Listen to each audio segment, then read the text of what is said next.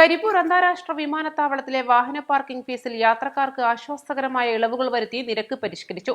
ദീർഘകാലമായി യാത്രക്കാരും ടാക്സി തൊഴിലാളികളും ഉന്നയിച്ചിരുന്ന പരാതികൾ പരിഗണിച്ചാണ് എയർപോർട്ട് അതോറിറ്റിയുടെ പുതിയ തീരുമാനം.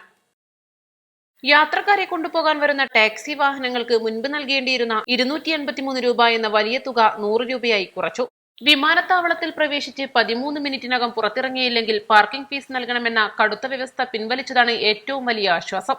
വിമാനത്താവളത്തിലെ ഗതാഗതക്കുരുക്ക് കാരണം പലപ്പോഴും നിശ്ചിത സമയത്തിനുള്ളിൽ പുറത്തിറങ്ങാൻ കഴിയാത്തത് യാത്രക്കാരും പാർക്കിംഗ് ജീവനക്കാരും തമ്മിൽ വലിയ തർക്കങ്ങൾക്ക് കാരണമായിരുന്നു.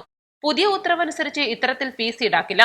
വിമാനത്താവള കവാടത്തിൽ നിന്ന് സമയം രേഖപ്പെടുത്തിയ സ്ലിപ്പ് നൽകുമെങ്കിലും തിരിച്ചു പോകുമ്പോൾ സമയം നോക്കി പണം ഈടാക്കുന്ന രീതി ഇനിയുണ്ടാവില്ല.